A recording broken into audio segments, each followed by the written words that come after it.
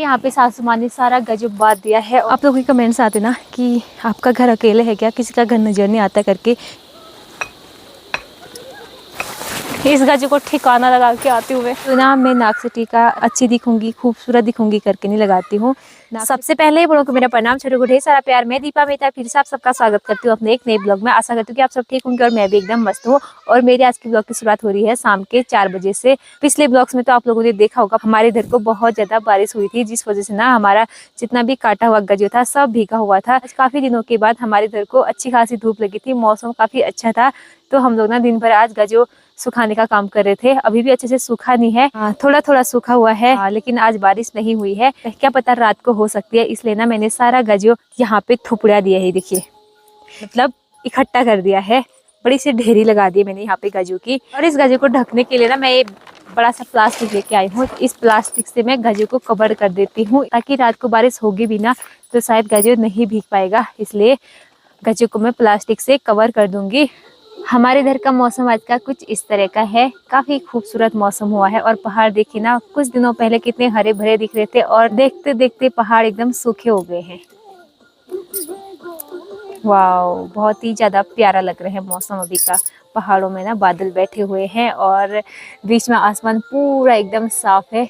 हमारा ना इधर का गजो काटने का काम फिनिश हो चुका है, बस इतना सा बांधना बच गया है। तो इसको ना कल थोड़ा और सुखा के फिर उसके बाद बांधेंगे। अब गजो काटना बच्चा हमारा नीचे वाले घर में, तो शायद कल या परसों से हम लोग वहाँ गजो काटने के लिए चले जाएंगे। संगीता के रूपसी और सुंदरी यहाँ पे घास चल रहे हैं। कुछ समय पहले ना आसमान में बहुत ज्यादा काले बादल आए थे, मुझे तो लग रहा था कि बारिश होगी करके, इसीलिए ना मैंने गजो को इकट्ठा भी किया है।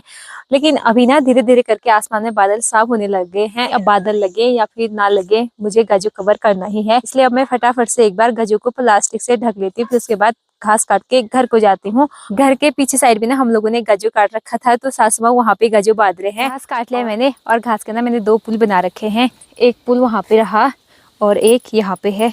ये रही मेरी रस्सी, तो रस्सी लगा के अब सीधे घर पे जाती हूँ। एक लंगूर देखिए वहाँ बांज के पेड़ में बैठा हुआ है, बिंदास होके बैठा उसमें। घास के पुल में मैंने रस्सी लगा के तैयार कर दिया है। तो अब घर को जाती हूँ और उससे पहले ना आप लोगों से थोड़ी बहुत बातें करनी है।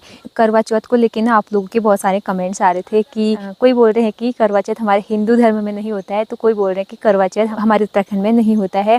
तो आप बताइए मुझे कि क्या हमारे पहाड़ों में या हिंदू धर्म में गणेश जी को नहीं पूजा जाता है, या फिर लक्ष्मी मैया को नहीं पूजा जाता है, या तुलसी मैया को नहीं पूजा जाता है, या फिर गौरा माँ को नहीं पूजा जाता है, भोलेनाथ जी को नहीं पूजा जाता है, या विष्णु भगवान जी को नहीं पूजा जाता है? बताइए। करवा चौथ के दिन भी तो इन्हीं देवी देवताओं के पूजा किए जाते हैं, सभी देवी देवताओं की आराधना की जाती है। हम लोग इस व्रत को पूरी निष्ठा से, श्रद्धा से रखते हैं और अपनी सुहाग की सलामती की कामना करते हैं, अपने परिवार की सुरक्षा की कामना करते हैं, सारे अपनों की सलामती की कामना हम भगवान जी से करते हैं। करवा चौथ के दिन सलामती तो हम लोग हमेशा मांगते हैं, मगर करवा चौथ के दिन ना हम लोग निर्जला व्रत रख के पूरी निष्ठा श्रद्धा से हम लोग इस व्रत को रखते हैं। जैसे बाकी के व्रत हम लोग रखते हैं, वैसे ही करवा चौथ का भी व्रत रखते हैं हम लोग। तो आप लोग तो मतलब ऐसे कमेंट्स कर रहे थे जैसे हम नारियां कोई अपराध कर रहे होंगे। काफी सारे लोगों का तो ये भी मानना है कि करवा चौथ सिर्फ एक फैशन हो गया है, तो ऐसा कुछ नहीं है। वो तो अपनी अपनी सोच है, जो जैसा सोचेगा वैसा ही मानेगा ना। तो हम तो ऐसा कुछ सोचते भी नहीं है। मैं तो बस यही कहूँगी कि हर नारी को ये व्रत हर साल रखने का सौभाग्य प्राप्त हो, और मुझे भी यही मैं भगवान जी से प्रे करती हूँ। बाकी ना बहुत सारे लोगों ने मुझे करवा चौथ की शुभकामनाएं दी थी, जिसका मैं रिप्लाई नहीं कर पाई थी। तो सभी लोगों का ना बहुत बहुत धन्यवाद कि आप लोगों ने मुझे कमेंट्स के माध्यम से करवा चौथ की बधाइयाँ दी। जी ना, ये भी कमेंट्स आ रहे हैं कि आप नाक से टीका क्यों लगाती हो, नाक से मत लगाया करो, आप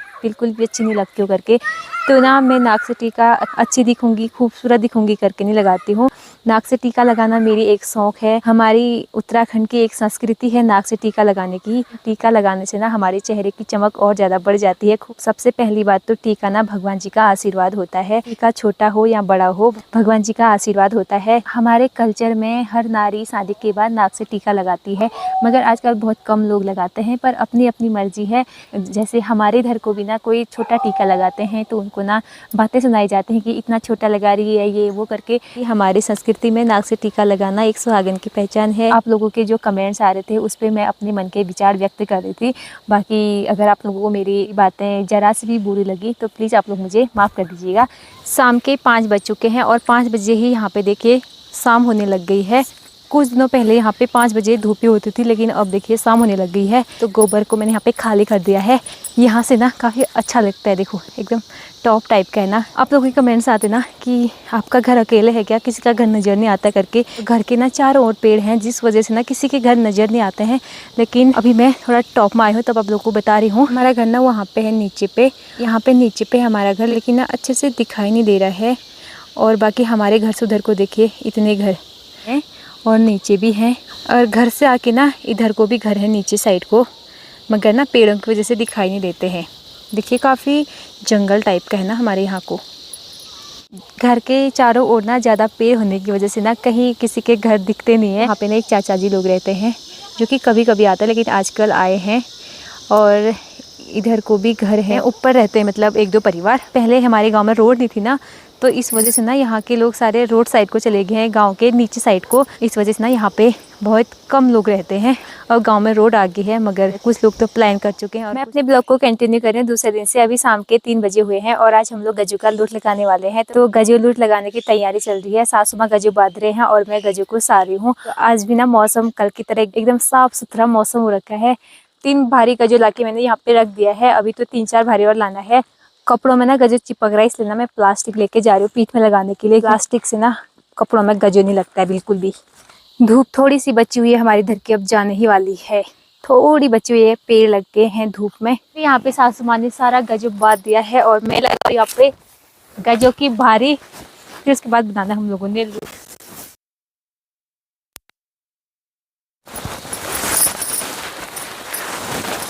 इस गज्जू को ठिकाना लगा के आती हूँ मैं, फिर दोबारा और आना है मैंने यहाँ पे। तो चलिए फिर जाती हूँ मैं।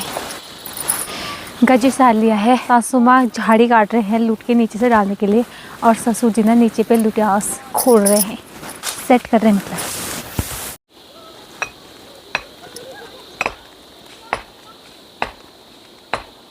माल साइड बाओ, माल साइड बाओ। फाइनली सासू माँ ने फिर एक और नया लूट बना दिया। यहाँ पे देखो, ये हमारा लास्ट लूट है गज्जू। गज्जू का लूट बन के तैयार हो चुका है और अब जाती हूँ घर पे। कल को हम लोग कहीं जाने वाले हैं, कल को हम एक नए सफ़र में जाने वाले हैं। तो अब घर पे जाके नए सफ़र की तैयारी करनी है, और कहाँ जाने वाले हैं वो आप लोगों को ना अगले ब्लॉग में देखने को मिलेगा। चलिए फिर इसके साथ आज का ये ब्लॉग यहीं पे क्लोज करते हैं और मिलती हूँ आप लोगों को अगले ब्लॉग में। तब तक के लिए आप स्वस्थ रहें, मस्त रहें, व्यस्त रहें और बाय बाय।